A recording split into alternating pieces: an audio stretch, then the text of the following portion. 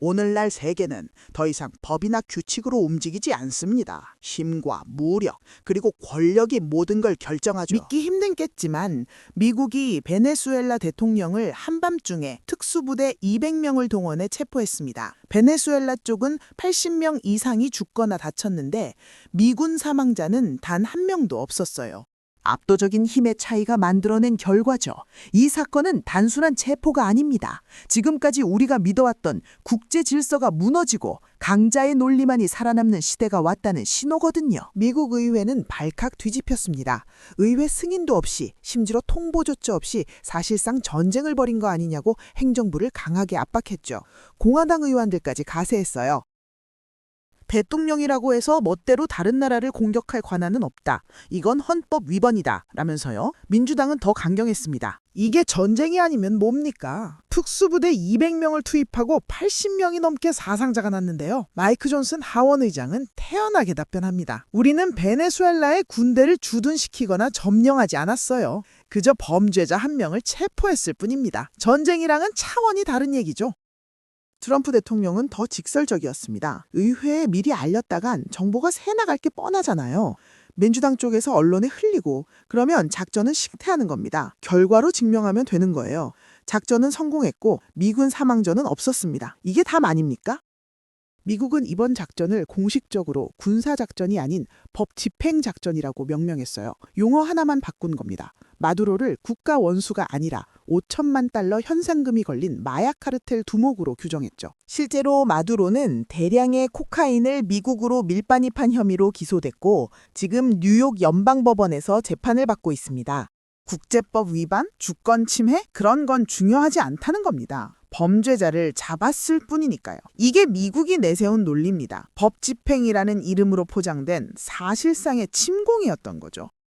유엔 사무총장이 긴급 성명을 발표했습니다. 이건 명백한 유엔 헌장 위반입니다. 안전보장이사회의 원칙을 완전히 무시한 행위예요. 국제사회의 기본 질서가 흔들리고 있습니다. 국제사회도 들끓었죠. 각국 외교관들이 미국을 규탄하는 성명을 쏟아냈어요. 주권 국가의 원수를 납치한 전례 없는 폭거다. 이건 21세기에 일어날 수 없는 일이다. 라면서요. 중국과 러시아는 더 강경했습니다. 미국이 국제법을 완전히 무시하고 있다. 이런 식이면 누가 다음 타깃이 될지 모른다고 경고했죠. 그런데 유엔 주재 미국 대사의 답변은 태연했습니다. 우리는 국가를 공격한 게 아닙니다. 개인 범죄자를 체포했을 뿐이에요. 유엔 헌장? 그건 국가 간 전쟁에 적용되는 겁니다. 이건 법 집행이거든요. 차원이 다른 문제입니다. 한편 마두로 본인은 뉴욕 법정에서 완전히 다른 주장을 펼치고 있어요. 나는 납치된 전쟁포로입니다. 베네수엘라의 합법적인 대통령이고요. 이 재판은 불법입니다. 체포 당시 마두로는 양손으로 V자 제스처를 취했습니다. 함께 승리하자는 의미였죠. 지지자들에게 보내는 정치적 메시지였던 겁니다. CNN 카메라가 그 순간을 포착했고 베네수엘라 국영방송은 그 장면을 반복해서 내보냈어요. 하지만 현실은 냉혹했습니다. 마두로 한 명을 잡았다고 해서 베네수엘라 전체가 무너진 건 아니었거든요. 군부를 비롯한 잔존 세력들이 여전히 남아 있었어요. 미국은 이제 다음 수를 준비하고 있었죠. 마두로의 후계자를 어떻게 다룰 것인가. 그게 관건이었습니다.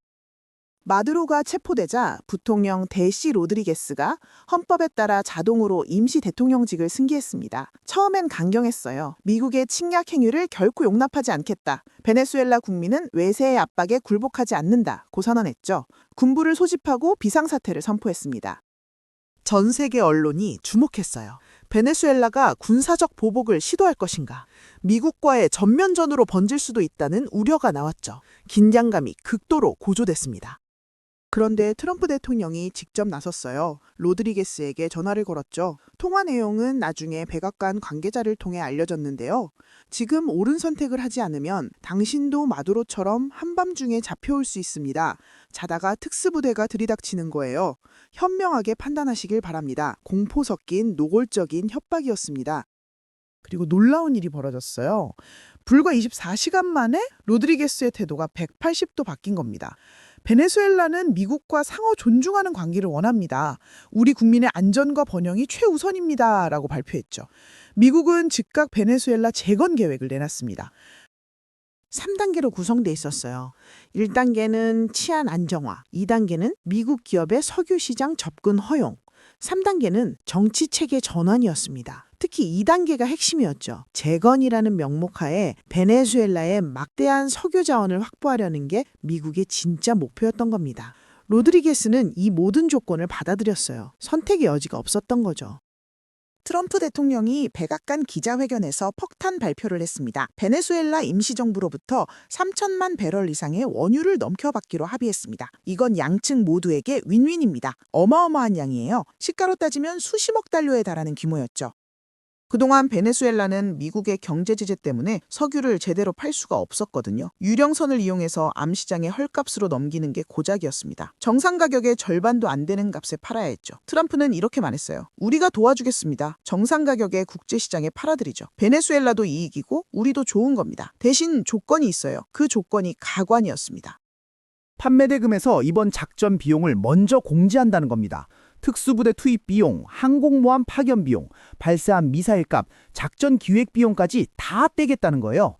개선을 다 끝내고 남는 게 있으면 그때 돌려주겠다는 식이었죠. 한마디로 거의 다 가져가겠다는 얘기입니다. 더 웃긴 건 러시아였어요. 분위기 파악을 못하고 러시아 국적 유조선이 베네수엘라 연안에 원유를 실으러 왔다가 미국 해안경비대에게 즉각 납포당했습니다. 이제 이 기름은 우리 관할입니다. 손대지 마세요. 라는 경고였죠. 러시아는 항의했지만 소용없었어요. 미국 국무장관은 더 노골적이었습니다. 18개월 안에 석유 시설을 완전히 리모델링해서 깔끔하게 다 뽑아가겠습니다. 이건 베네수엘라의 미래를 위한 투자입니다. 재건이라는 이름으로 포장했지만 실상은 자원 약탈이었던 겁니다. 베네수엘라는 아무 말도 할 수 없었어요. 거부할 힘도 협상력도 없었으니까요. 트럼프 대통령은 이 모든 게 정당하다고 주장합니다. 베네수엘라 석유는 원래 우리 거였어요. 되찾는 것뿐입니다. 약탈이 아니라 회복입니다. 2007년으로 거슬러 올라가야 해요. 당시 베네수엘라 대통령이었던 우고 차베스가 석유 산업 국유화를 전격 단행했습니다. 미국 기업들이 수십 년간 투자하고 개발해 놓은 유전을 하루아침에 다 빼앗은 거예요. 엑선모빌, 쉐브론, 코노코필립스 같은 거대 석유 회사들이 강제로 쫓겨났죠. 투자한 돈만 수백억 달러였습니다. 트럼프는 이걸 미국 역사상 가장 큰 규모의 재산 강탈 사건이라고 규정했어요. 차베스가 우리 회사들의 자산을 훔쳐갔습니다. 수백억 달러 규모예요. 그때 국제사회는 뭐 했나요? 유엔은 뭐 했나요? 아무것도 안 했죠. 말로만 유감 표명하고 끝이었습니다. 미국 기업들은 국제중재재판소에 소송을 걸었어요. 몇 년간의 법정 다툼 끝에 승소했습니다.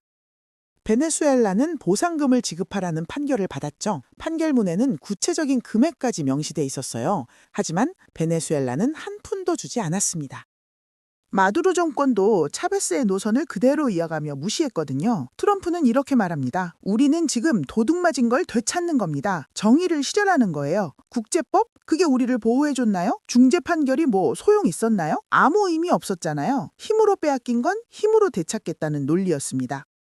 국제적인 예의범절이나 외교적 절차보다 우선하는 건 실질적인 재산권이고 그걸 관철시킬 수 있는 군사력이라는 거죠. 과거 제국주의 시대의 자원 쟁탈전이 21세기에 다시 펼쳐지고 있었습니다.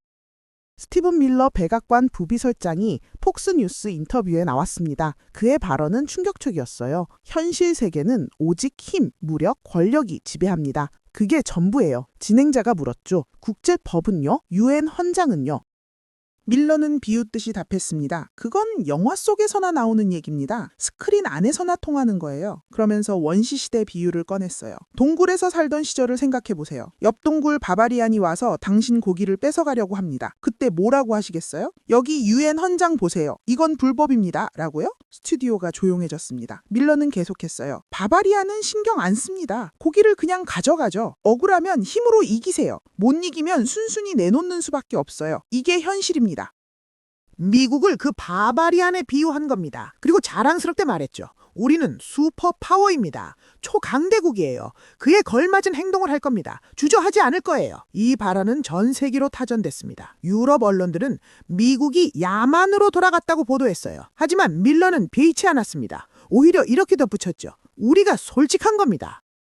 다른 나라들도 똑같이 생각해요. 그냥 말을 안 할 뿐이죠. 현대 국제 질서를 지탱해온 자유주의적 가치관을 정면으로 부정한 겁니다. 힘이 곧 정의라는 19세기 제국주의 논리가 백악관에서 공식 선언된 순간이었어요. 미국 국무부 공식 SNS 계정에 지도 하나가 올라왔습니다. 북미, 중미, 남미 전체가 표시된 아메리카 대륙이었어요. 캡션은 단 2글자였죠. Our Hemisphere, 우리 대륙. 서반구 전체가 미국의 영역이라는 선언이었습니다. 19세기 멀로 독트린을 21세기에 되살린 거예요. 라틴 아메리카 국가들이 즉각 반발했습니다. 우린 독립국가다. 미국의 뒷마당이 아니다. 라고요. 그런데 더 충격적인 건 백악관 공식 계정이었어요. FAFO라는 4글자가 올라왔습니다. Fuck around and find out의 약자예요. 나대면 결과를 보게 될 것이라는 노골적인 위협이죠. 대통령 공식 계정에서 비속어 약어를 쓴 겁니다. 전례 없는 일이었어요. 외교 프로토콜도 품위도 다 무시한 거였죠. 국제사회는 경악했습니다. 이게 초강대국이 할 행동인가? 깡패도 아니고. 영국 타임즈는 미국이 외교를 포기했다고 보도했어요. 하지만 미국은 멈추지 않았습니다. 며칠 뒤엔 김해공항에서 찍힌 시진핑 주석 사진을 올렸어요. 중국에 대한 직접적인 압박이었죠. 우리는 누구든 상대할 수 있다는 메시지였습니다. 러시아도 중국도 누가 됐든 미국의 이익을 건드리면 가차없이 응징하겠다는 경고였어요. 유럽 동맹국들은 당혹스러워했습니다. 우리도 타깃이 될 수 있나? 불안감이 퍼졌죠. 한 독일 외교관은 익명으로 이렇게 말했어요. 미국이 예측 불가능해졌습니다. 동맹이라고 해서 안전하다는 보장이 없어요. FAFO, 이 4글자는 새로운 시대의 상징이 됐습니다. 법과 규범이 아니라 힘과 공포로 움직이는 세계. 미국은 자신들이 그 정점에 있다는 걸 전 세계에 과시하고 있었어요.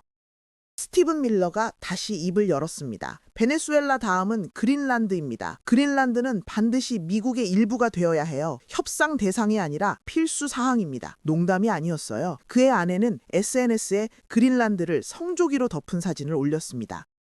순, 곧이라는 한 단어였죠. 합병이 임박했다는 신호였어요. 미국 내에서도 반응이 엇갈렸습니다. 일부는 비현실적이라고 했지만 트럼프 지지자들은 환호했죠. 트럼프 대통령도 기자들 앞에서 말했습니다. 그린란드는 전략적으로 너무 중요해요. 러시아와 중국이 북극으로 들어오는 걸 막아야 합니다. 이건 국가 안보 문제입니다. 덴마크 총리는 처음엔 농담으로 여겼어요. 그린란드는 팔 물건이 아닙니다. 21세기에 영토를 사고파는 시대는 끝났어요. 하지만 트럼프의 표정은 진지했죠. 압박이 계속됐습니다. 덴마크 총리는 결국 태도를 바꿨어요. 미국 대통령의 말은 진지하게 받아들여야 한다는 걸 배웠습니다. 대화할 준비가 돼 있습니다. 유럽 8개국이 긴급 공동성명을 냈어요. 유럽의 주권을 지키겠다. 그린란드는 덴마크 영토다. 하지만 미국의 답변은 냉랭했습니다. 군사적 옵션은 언제든 테이블 위에 있습니다. 협상으로 안 되면 무력을 쓸 수도 있다는 경고였죠. 트럼프는 이렇게 말했어요. 덴마크보다 우리가 그린란드를 더 잘 지킬 수 있어요. 유럽 안보에도 더 좋습니다. 논리는 간단했어요.